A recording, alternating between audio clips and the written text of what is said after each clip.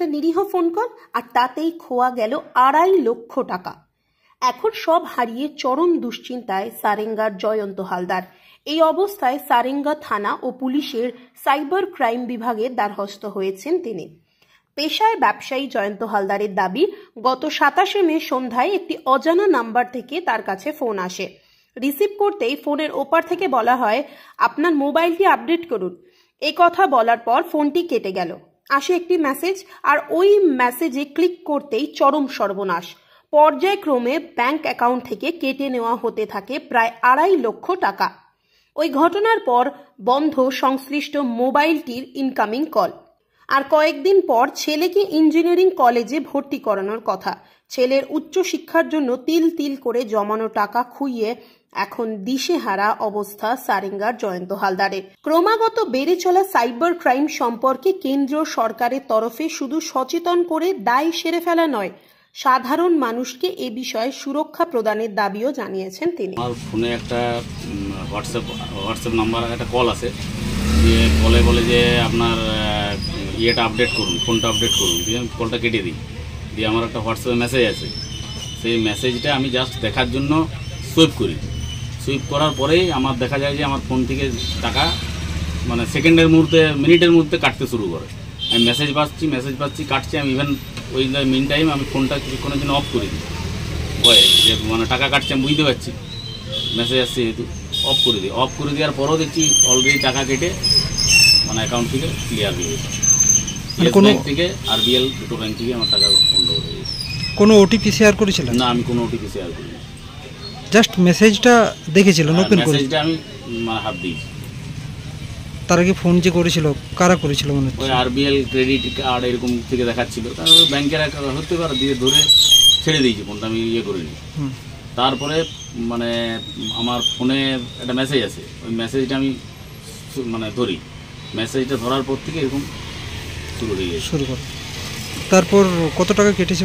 আমার মোটামুটি আমি হিসাব যা পেয়েছি 2.5 লক্ষ টাকার মতো আমার কাটা গেছে।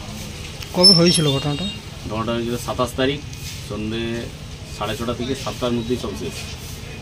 কটা ব্যাংক থেকে ট্রানজ্যাকশন হয়েছে আপনার? ইয়েস ব্যাংক থেকে গেছে, RBL থেকে গেছে।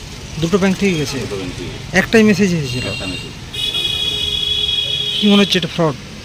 পুরোটাই ফ্রড, কেননা 1 ঘন্টার মধ্যে আমি ওই 2.5 লাখ টাকার ট্রানজ্যাকশান গ্রামে বসে কী করে করবো?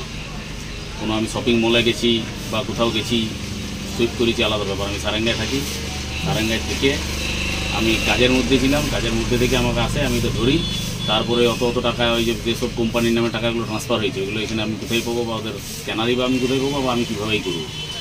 সেটা টোটালটা ইম্পসিবল। একটা লোক গ্রামে থেকে তো ওই 2 লাখ 2.5 লাখ টাকা 8 ঘন্টার মধ্যে কীভাবে খরচা করবে?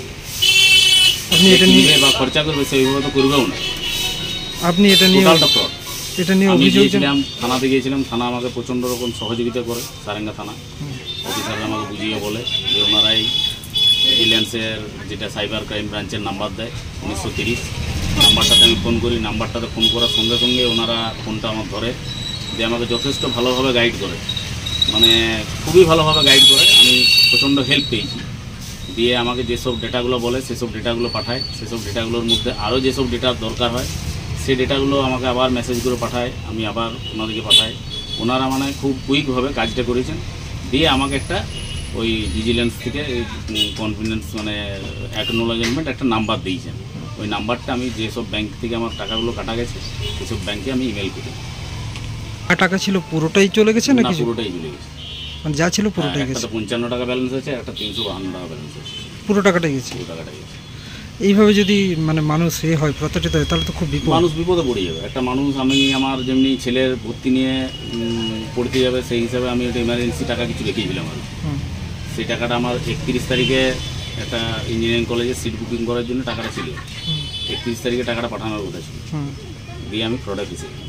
দিয়ে আমি এখন মানে দুশ্চিন্তাগ্রস্ত। সরকারের কাছেও একটা বিরাট আবেদন রাখায় কেন্দ্র সরকারের কাছে, যারা এই সাইবার সম্পর্কে বা এই অনলাইন ডিজিটাল মেথড এত কিছু চালু করেছেন, তাদের প্রথম উচিত মানুষকে সেফটি বা সিকিউরিটি দেওয়ার জন্য। উইদাউট সিকিউরিটিতে কোনো মানুষকে এইভাবে হ্যারাসমেন্টে ফেলে দেওয়াটা তাদের উচিত হয়নি। আমি উপর মহলেও আমি চিঠি লিখব। আমার ক্ষেত্রে হয়েছে এটা, আমার কষ্টের টাকা চলে গেছে, আমাকে চাপ পড়েছে, কিন্তু আমার থেকে আরও দুস্থ মানুষ আছে যাদের চলে গেলে হয়তো তারা সুইসাইড করতে বাধ্য হয়েছে। আমার কাছে সবার কাছে আবেদন, এটা যদিও মানে সাইবার ব্যাপারটা রাজ্য সরকারের অতটা ব্যাপার নয়, এটা কেন্দ্রীয় সরকারের, ডিজিটাল ব্যাপারটা কেন্দ্রীয় সরকারের, অতএব কেন্দ্রীয় সরকারের এটা ভালোভাবে ধ্যান দিয়ে দেখা দরকার।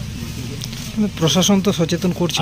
আমাদেরকে প্রশাসন সচেতন করছেন, কিন্তু ওটিপি উইদাউট ওটিপি শেয়ারে কীভাবে চলে যায় সেটা আমার জানা নেই। প্রশাসনও বলছে এখন সিস্টেম হয়তো অন্যরকম হয়ে গেছে, মানে ডে টু ডে বিভিন্ন ক্রাইম ঢুকছে, তো ডে টু ডে এরকম জিনিস চলে আসছে আর কি। এই ঘটনার পর আপনার ফোন যেটা সেটা ইউজ করতে পারছেন? ফোনটা হয়ে গেছে কি, যখনই ওই ঘটনাটা ঘটে তারপর থেকে আমার টোটাল আউটগোয়িং কল স্টপ হয়ে গেছে। এই আউটগোয়িং কল আছে, কোনো ইনকামিং কল আসছে না, ইভেন মাঝে মাঝে আউটগোয়িং কলও বন্ধ হয়ে যাচ্ছে। ফোনটা প্রচণ্ড ডিস্টার্ব করছে, হ্যাং করছে, মানে ফোনটাও পুরো ডিস্টার্ব হয়ে গেছে। ফোনটা কি হ্যাক হয়েছে মনে হচ্ছে? হ্যাঁ, হ্যাক তো হয়েছে অবশ্যই, কেননা আমাকে কেউ কল করতে পারছে না সেই মুহূর্তের পর থেকে। আপনি করতে পারছেন? হ্যাঁ, আমি করতে পারছি, কখনো পাচ্ছি কখনো সেটাও পাচ্ছি। আমি এখানে দোকানে দেখিয়েছি, দোকানে হয়নি, আজকে জিওর অফিসে যাবো, জিওর অফিসে দেখা করবো। এখন কি চাইছেন?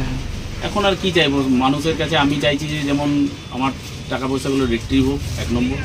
2 নম্বর হচ্ছে আমি চাইছি যে আর কোনো মানুষ যেমন এটা প্রতারিত না হয়, সেটা মানুষকেও সচেতন করছি, অ্যাজ ওয়েল অ্যাজ সরকারকেও জানাচ্ছি আপনারা একটা বিরাট পদক্ষেপ নিয়ে সাধারণ মানুষের পাশে এসে জানান, যারা তারা ফ্রড থেকে বাঁচতে পারে।